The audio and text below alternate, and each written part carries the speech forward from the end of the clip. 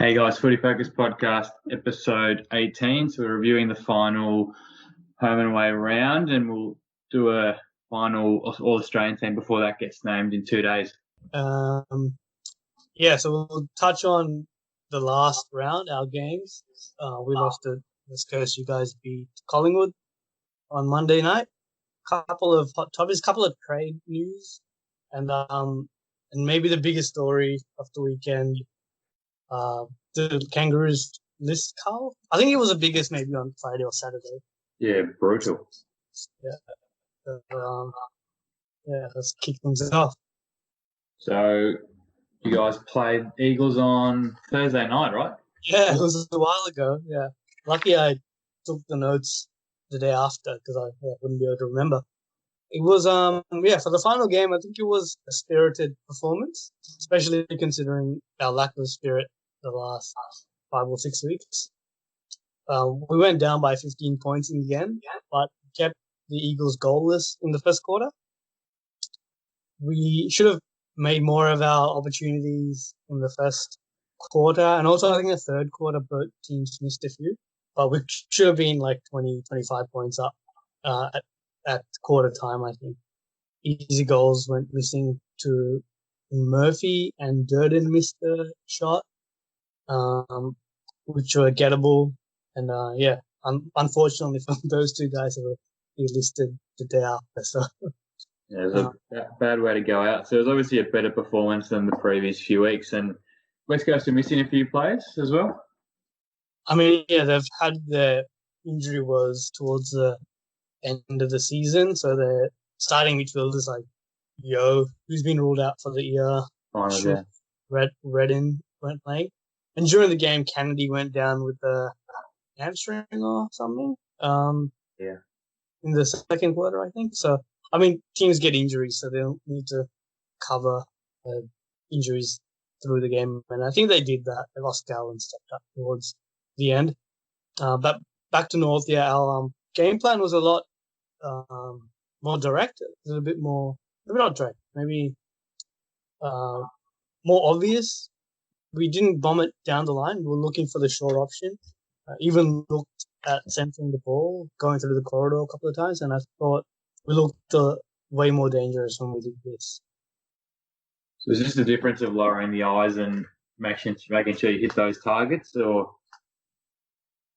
Yeah, I think so. It's just not bombing it down, because maybe we knew the defenders like Hearn and Barras, the good interceptors. Maybe it was a bit of that, but I think that should be the way the team should play normally against any opposition, because all teams have those intercept marking players. So whether it's a coaching direction or for this week, or players actually executed what Reece Shaw has been trying to implement, it worked a lot better. And I thought our delivery inside 450 was pretty good, especially when we got it into the good ball users like Polak, Higgins, and Davies Uniacke. Yeah, kicked it inside 50 efficiently. Bailey Scott had a couple of opportunities to hit up leading targets, but he missed. But I think, that'll come with experience. I think we over-possessed the ball a little bit. We over-handballed. Maybe that was part of the game plan, but we had 360 disposals to the Eagles, 278. Would you say that's a pretty big difference? Yeah, what's that? In a shortened quarter, what's that? 82 over 4 quarters. So yeah, it's pretty 20 a quarter essentially. Yeah, which is, I'm not sure, like Eagles pressure wasn't there in the first quarter, so I think that made it a bit easier. And then when it did come after halftime, maybe it meant we started to overhandball the ball a bit. Did you catch any of the game? Or? Yeah, I saw a bit of it. So I tuned in probably for 20 minutes. So I saw it was when I think Nick Nat started to get on top of Goldstein. So how did you find that matchup? Because they're probably in the two best ruckmen all year. Yeah, I thought Goldie started off well, and like Nick Nat did get on top after this little hard time. A bit more, started to win a bit of the hitouts, and Goldie, yeah, sort of faded a bit. I mean, he had a chance to put us in front, I think, after a free kick, sort of 15 meters out, essentially directly in front of him. He missed. But yeah, guys like Hearn, Gaff, and Sheed got on top, and I think Liam Ryan was probably the difference in this part. And what sort of ignited their fight back. It looked like he was involved in everything up forward anyway for the Eagles. Yeah, I think Luke McDonald was on him, and he didn't have a touch in the first quarter. But after that, even though Luke McDonald got a lot of the ball and was probably our best, yeah, defensively, Ryan did get off the chain a bit. And yeah, him and Oscar Allen were the difference. Allen kicked, I think, 3 goals. So yeah, like I said before, stepped up without Kennedy there and Darling not offering too much. In terms of your better players, who stood out for the Roos? Yeah, apart from McDonald, Higgins was again good.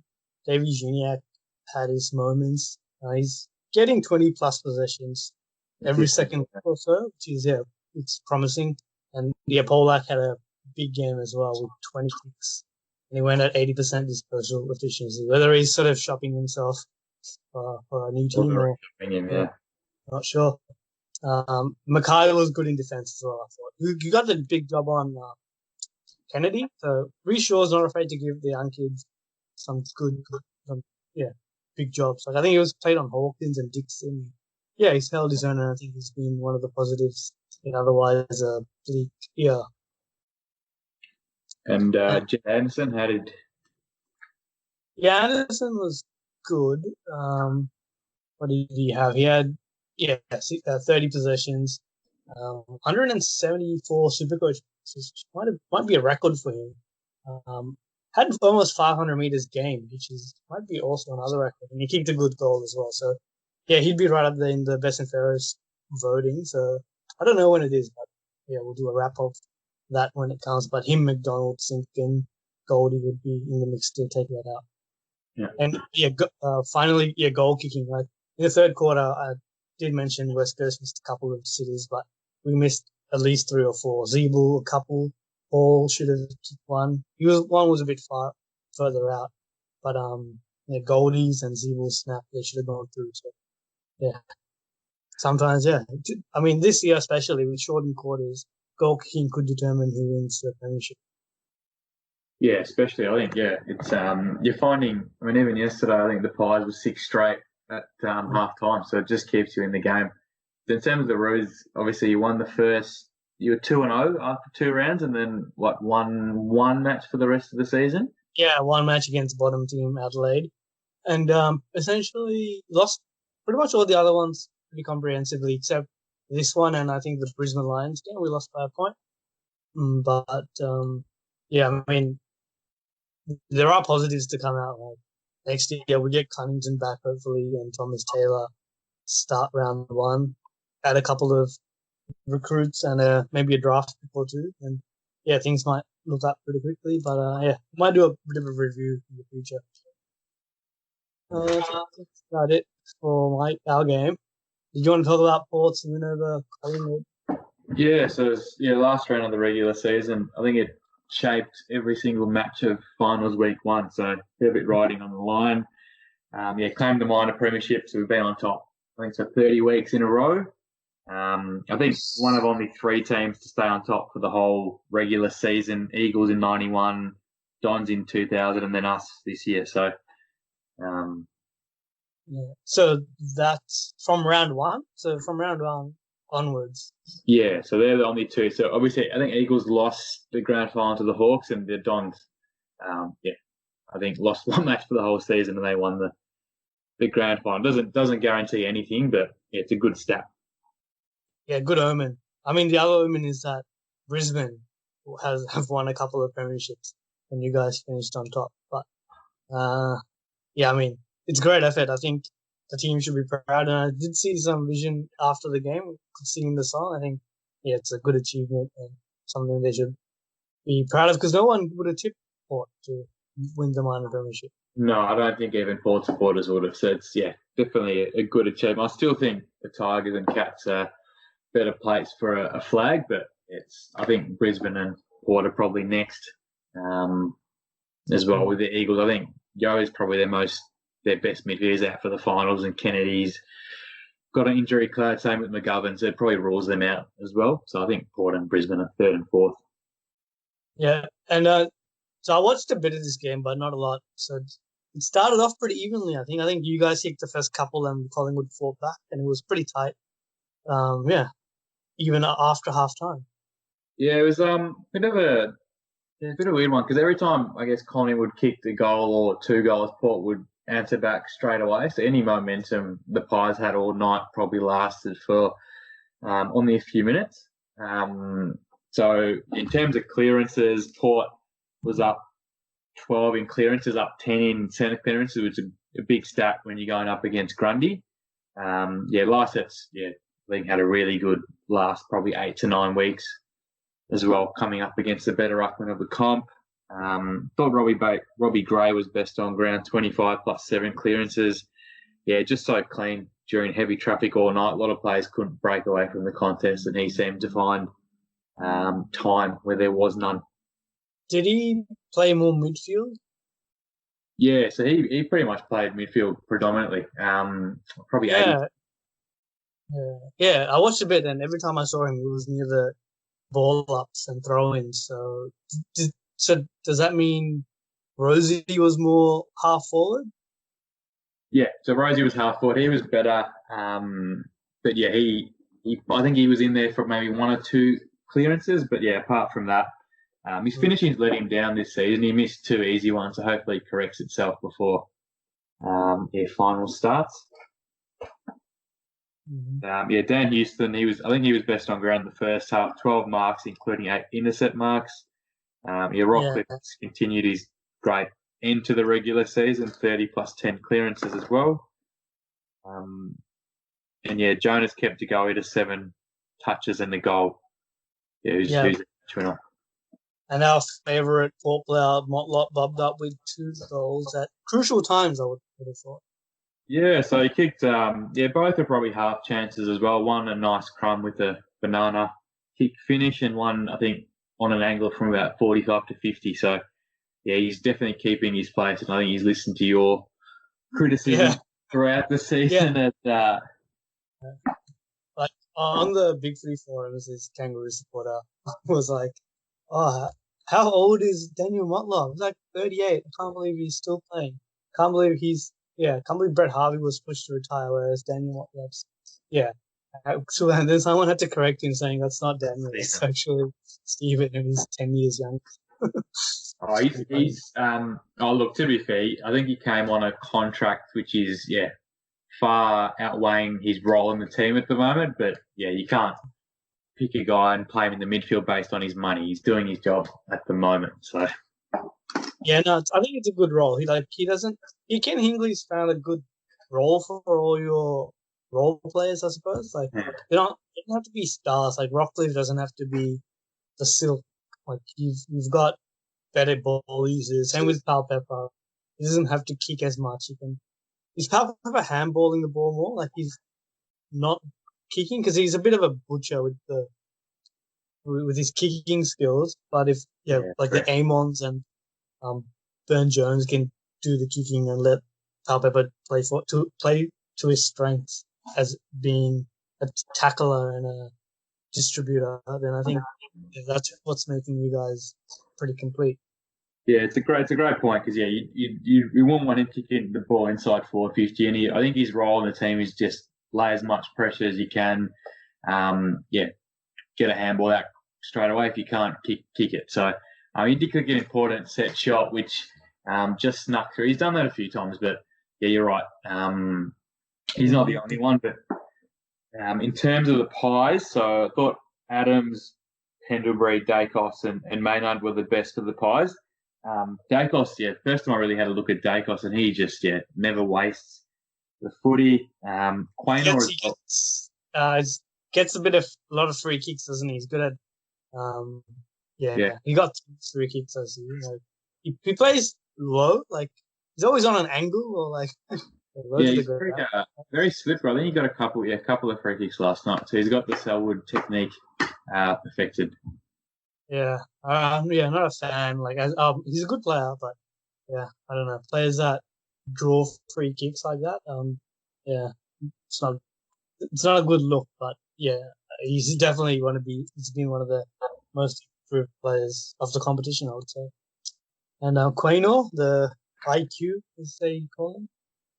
Yeah, so he was really good. Like even in the one-on-one contest too, he outmarked. I think it was Motlop and halved the contest with Robbie Gray as well. So he's come on in leaps and bounds. So he's a good first round pick for them as well moving forward. Yeah, they've got a good zone. They're gonna get another gun, I think, from the academy. So the sooner the AFL can get rid of that, the better. But yeah, he's a good ball user. He went at 93% efficiency, which is elite. Yeah. So no, he looks very comfortable.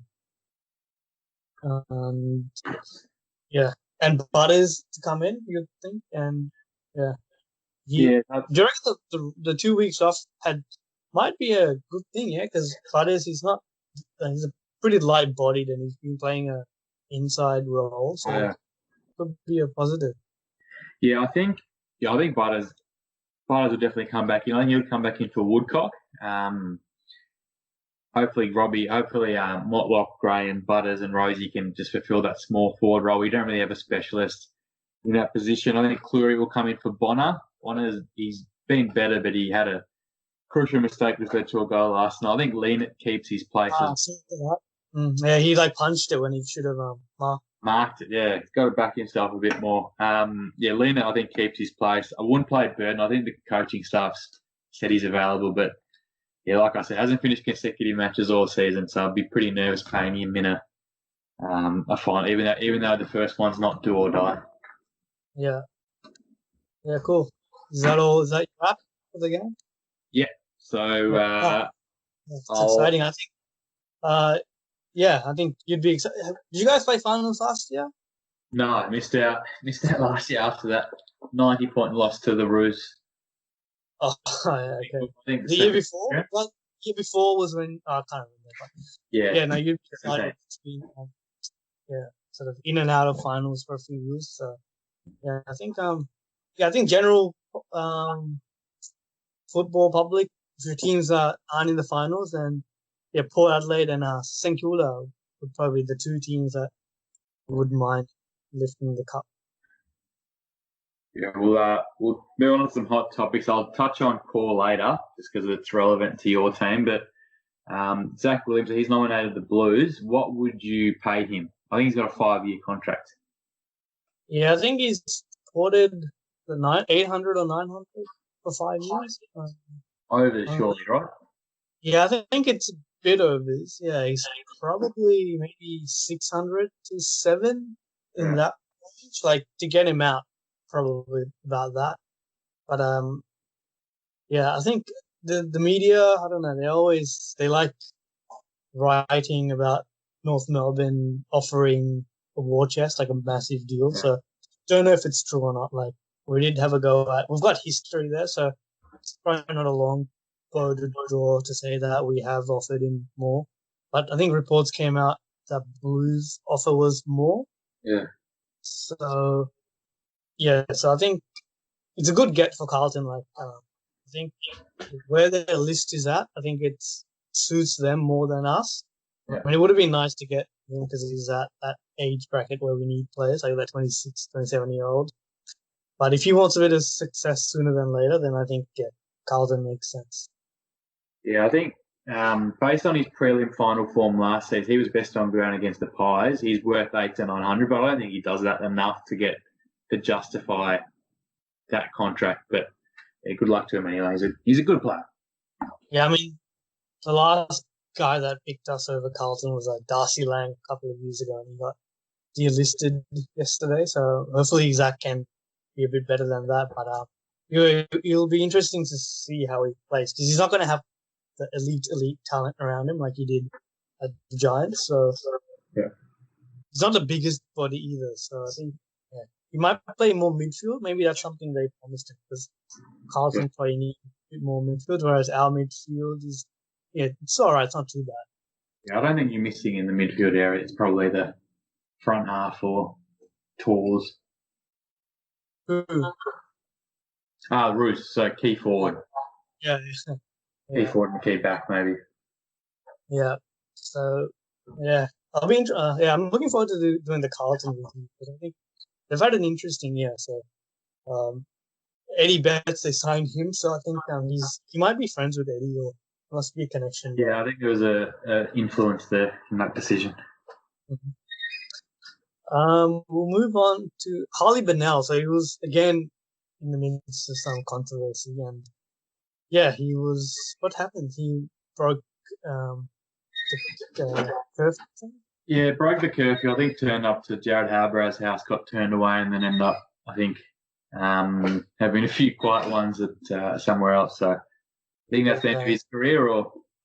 Yeah, I think so. Yeah, I think he hasn't shown enough to demand a new contract, and with list sizes getting trimmed, I think it's an uphill battle for Harley. Yeah, it's a bit like Chris Yarran too. Like, just unbelievable talents, but probably just wasted their talents. Yeah. He could have been anything, but I think, playing footy and having sort of personal issues. What's that sound? The oven. Oh, okay. Didn't need to turn it off. He lost his zip as well. Like because that was something he needed to play his position. I think the calf, really affected the burst. But he had a great career, I think, for the first couple of years. But just injuries and personal problems probably just put a stop to that. Yep. So the Kangas culled, I think it was 11 players last Friday. So that news dropped like a bomb for you. Were you surprised at all, or? Yeah. So it was Friday morning at about 10 or 11, and I was on the forums. And one of the guys posted just a screenshot, and it looked legit, but it didn't have a source. And then there were 11 names on that. And then I think 10 minutes later, I would jump onto the website.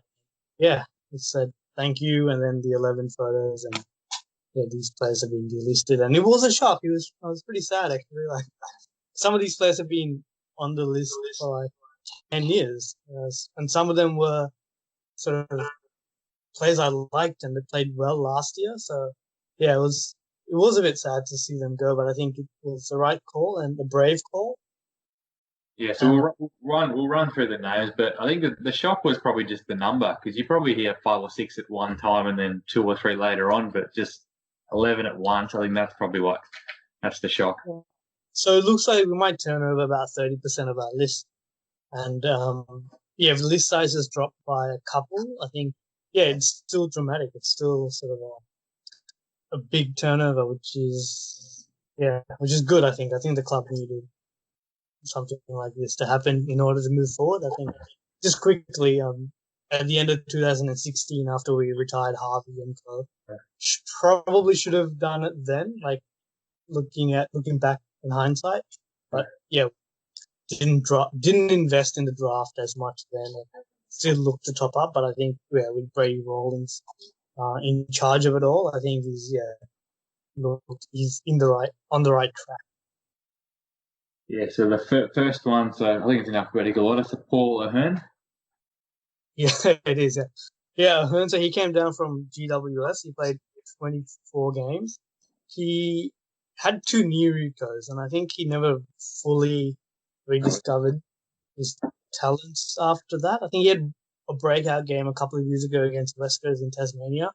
Had 37 touches, but I think he lacked the defensive part of his game, and when he worked on that part, he lost his offensive aspect of his game. So then he just became like an average player. So Crocker, is he a relation to Darren? Yeah, it's his son. So he picked up with our last pick, I think, a couple of years ago in the draft, and I think he was injured during his 18 year. So apparently he was like, don't know much about him, but his body just wasn't up to the standard, and he was a fair way off. So no games. Probably the saddest one of the lot, Majak Daw. Yes, 54 games. I think he played maybe 4 or 3 this year. I can't remember, but it's been a long journey for Madge. Like, first Sudanese player, obviously. 2009 we drafted him, and he took a good 4 or 5 years to develop and play his first game. Started as a forward. He showed glimpses, but never really, never really grasped the game as a forward. And then was swung back a couple of years ago and was elite when he was in defense. And unfortunately, after that accident and some personal problems he had, wasn't able to, rediscover that form. And I think, it would have been nice. I would have liked him to play, maybe get another year or two out of him, but I think, maybe his, body couldn't. Yeah, and the age too. I think he's like 29 or 30. I think. Yeah, it's almost 30. Yeah. So Hosey. Sam Durden. The South Australian. It was a first round pick about 7 or 8 years ago, so he just never really came on. 22 games. There weren't. He wasn't aggressive. Like, I'd like the big man to be aggressive and take a contested mark or do something. He never really did any of that, and had a couple of injuries early on, and did this stuff to 22 games. Yeah. So Lockie Hosey, mid-season pickup from last year. Yep, he was on the Sandful. Played 5 games. I think, just wasn't up to it. I think fumbled a couple of times. He's not a bad goal kicker. Like, he had got a couple of goals, but I think, not good enough. Ben Jacobs, ex-Port player. Yeah, there's a couple of export players on this list. Jacobs, wanted to leave Port to come back to Melbourne, and I think he was highly rated at Port as well. And then he became a tagger, and he played, I don't know, like maybe 80 games plus or something. And it was, you'd agree he was one of the best taggers. Maybe he was the best during his peak. Yeah, I think Roos made the prelim in 13 and 14. I think he was the best tagger in the game. That's like shut down Cochin in that upset win. So, those 2 years he was probably the best. Yeah, I think it was 14 and 15, but he was able to find the footy as well. So that was what made him good. Like, he wasn't just like, he was actually pretty skilled player as well. So unfortunately, the concussion symptoms he never got over. So. And he's got to put his life and well-being first. Jamie Macmillan. Yeah, I think he played 167 games, the most. He was in our leadership group. Had a good career, I would say. He just wasn't defensively that tight on his opponent and made too many mistakes for a senior player. Lachlan Murphy. He played 9 games. I think he was about 22, 23-year-old. Had a good kick, but just not good enough. I think we'll try to get through these quickly.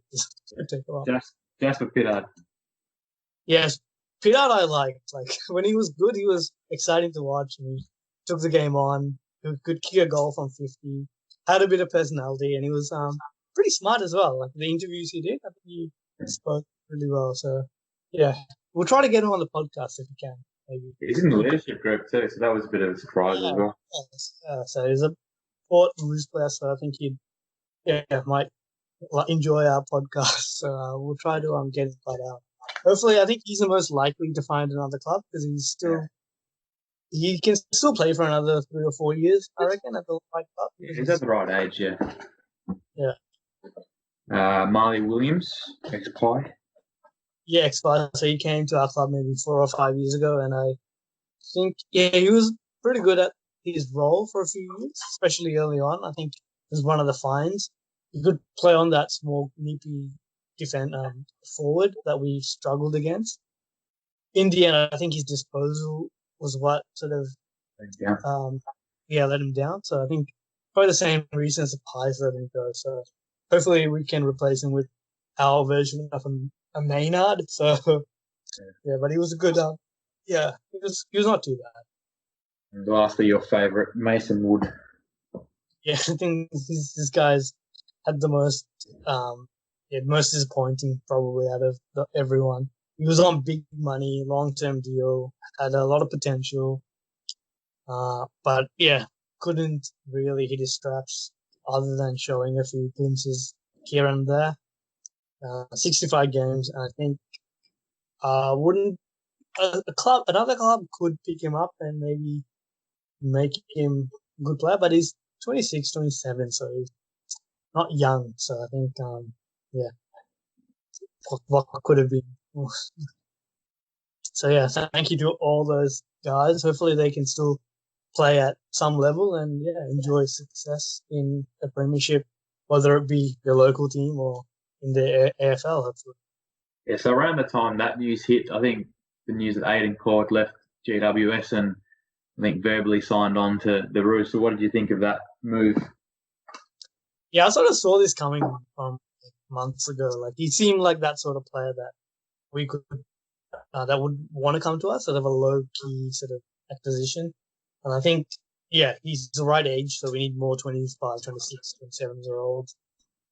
If we can offer him a long term deal, I think it makes sense. We need defenders. We need like every position, to be honest, but someone that could help transition from the Tarrant era to Ben Mackay and younger guys. I mean, it would be a good deal. I don't know if the deal's done, but it sounds like it's very close. Years and dollars, I don't know. I think he might be getting 4 or 5 years, maybe. And I heard 4, at least. So, what kind of money would you pay him? Like, he's not a star, but he's I guess, better than average player. Yeah, maybe like 600. I don't know. That's a long-term deal. Yeah, maybe and get it done for that. Yeah, so that might trigger a second-round compo pick. GWS. I'll probably get a first-round compo for Williams. So, yeah. You reckon if we lose Brent Brown, we should find a player to replace him to fill a hole? Yeah, like it's an interesting one. Like, I think there's not many available. Like, I don't see Jeremy Cameron or a Joe Danaher going to the Roos. It's probably maybe like a Tom McDonald type, or maybe even a Jesse Hogan if he wants to leave Western Australia again. Yeah, interesting one. I would probably it won't be like Danaher or Cameron. Like, you'd want those players if you're within the window, whereas we're sort of rebuilding and I think it's literally like a stopgap sort of player. So someone who's 28, 29 even, to come and be like a strong another body with Larky in the forward line. So if we do draft a tall forward, like, it can help these guys come on, because we can't just have Larky there. I think you'll get double teamed. I don't know if Josh Walker is capable of being effective. So to Ben Brown, like Tom Brown from Channel 7 reported that parties are exploring their options, and I think it's been reported by Tom Morris as well from Fox. Do you think that's the right call? Yeah, I think it's got to be what's best for the club and him. Like, I think if he's keen to be in contention for a flag in the next few years, good for him to go. And you wouldn't want to, as a Roos, pay him too much at that age, and I guess in the window you're in at the moment. Yeah, I mean, ideally we'd like to keep him on a, say, 2-year deal, but in Brown's shoes, you're not going to want a 2-year deal when you're at the prime of your career. So he'd want a 4, but it might not be worth the risk to offer him 4 years. So I think we offered 3, but he wants 4. So if it comes to that money, then we might as well just try to trade him and use that $1 million or whatever we have in our cap to like target a Josh Kelly in 24 months because he's a free agent, someone like that. So if we can get in a pick between 15 and 25, ideally I'd want a couple of picks, like, because that pick might get pushed out more because of the academy bid combos. What do you see this worth? I guess it depends on the club, right? Yeah, I mean, there's a few names in that boat too, like Higgins. I think so. There's been a bit of talk about Higgins too. Like, is he untouchable for you? Yeah, to me, he's untouchable. I think the only touchable ones are Brown and Polak. I would trade. I would want to keep Higgins just because if we lose Higgins, then we need some sort of culture and leadership as well. So I think Higgins is a good spokesman for the club. I think he does a lot of good media work. So Brown does that too, but I think Higgins is at that age. But we're not going to get much for it. Like, you might get like a pick in the third. So yeah, look at Polak's just as effective. Well, probably not as consistent, but yeah. How about Zeeble as well? You'd mentioned him a few times the last Yeah, time. I think we'll just back him to rediscover some form.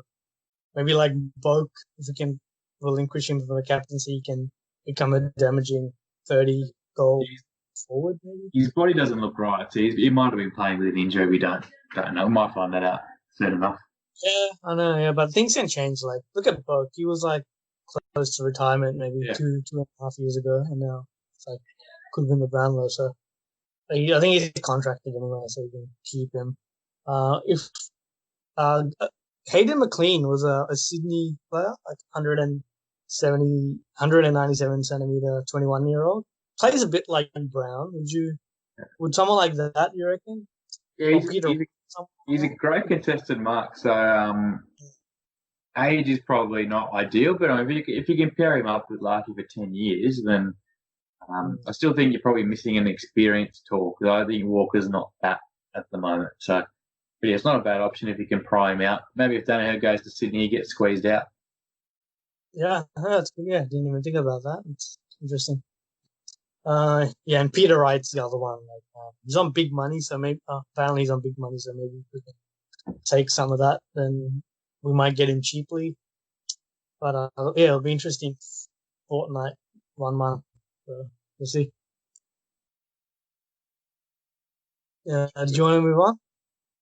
Yep. So we'll move on to the All Australian team, so we can run through the lines. You want to start with the fullback line? Yeah, we've got Moore. Which Moore? Darcy Moore. Darcy Moore. So I'm playing him as a third intercepting talk, but yeah. Yeah, okay. Yeah, Moore. I was happy with it. Like, we'll go through it. Moore Jonas as captain, Caleb Daniel in the forward pocket, Ridley, Harris Andrews centre half forward, and Maynard on the flank. Did you want to do the centre line?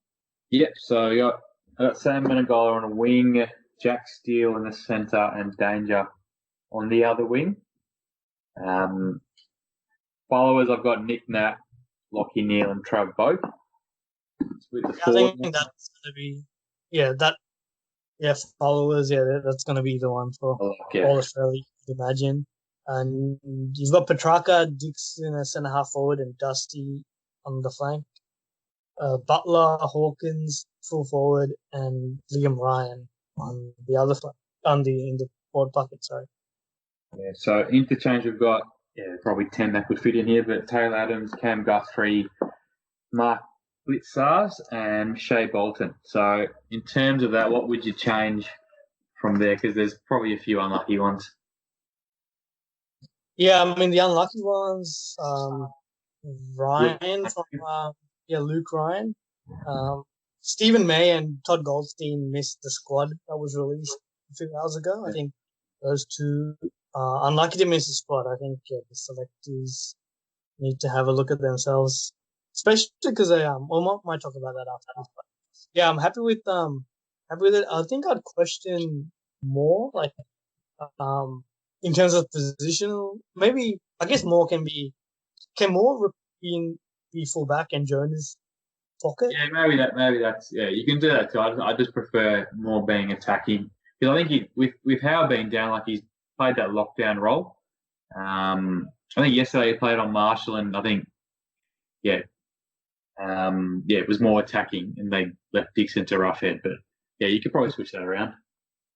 Yeah, and the other one is maybe I haven't seen much of Geelong, so Blitzarves. Has he had a good year? Has he? I know Guthrie has and Menegola have, but Blitzarves has been just as impressive. Yeah, I think key defence. I think he was rated number 2. Now he's played more on the wing, and the ruck recently, so it's more about probably the flexibility with no second ruck. Mm-hmm. Yeah, okay. Yeah, I think that's pretty good, yeah. Pretty good effort. Yeah, but Goldstein should have got ahead of Gon, though. I agree with that. In the squad, at least. Yeah, if we move on to the squad, couple of names that made it. Gunston made the squad, and also Taberner made the squad. Do you reckon? I don't think Taberner should have made the squad. No, I think he's had the best year by far of his career, but yeah, there's other tools. I mean, there just haven't been enough key tools standing out. Like Dixon hasn't had a really good last 8 weeks, but there's no one else. Like Kennedy had a quiet first 6 weeks. Yeah, I mean, you can't reward players just because they're the best in their position. Yeah. You can have a couple, like, yeah, it's enough to have Dixon and Hawkins. Like, yeah, Taberner had a good year by his standard, but his standard was pretty low. I think Gunston had an okay year, but he wasn't as accurate kicking for goal. And yeah, in the team that came fourth last, I don't think he was a standout. Yeah, May unlucky, and I think Goldie. He led a lot of categories in the ruck. Yeah, Gordon shouldn't have been in it. Gordon missed a few matches as well, I think, because of reputation. And yeah, I mean, it's never a hard task selecting the team, but yeah, I mean, I guess the Roos, being a smaller club, it's always going to be hard. But even when we get like 8 or 9, 10 wins this season, it's still sort of hard done by. Yeah, speaking of the Roos getting snubbed, Simpkin missed out on the under-22 team as well, which, yeah, it's a bit... Yeah, yeah, I know, that was ridiculous. I thought that was an oversight. They must have not known he was eligible. Like, Wiedering made it, and he was like, older. I think he should have made it easy. Like, yeah, he's had a better year than Chair. Yeah, the rankings in there too. Yeah, Brian Myers, Taranto's been injured for half the year too, and it didn't really come back. How does that happen? Yeah, it's frustrating. But hopefully the players use that as motivation to like go to a new level. Because the selectors, I don't think they got it wrong. What can you like judge anyway? Like, Lewis Taylor won the NAB Rising Star, didn't he? Yeah, he did a few years ago. And Stevenson won it as well. And look at him now. So, okay. We'll do the review next, the preview of the week 1 finals next week. Will I start with we'll go through. Yeah, we'll go through all the games and do that. That'll be good. Otherwise, good work on a good 17 round. Yeah. Yeah. So we'll push the finals now. All right. See you guys. See you guys.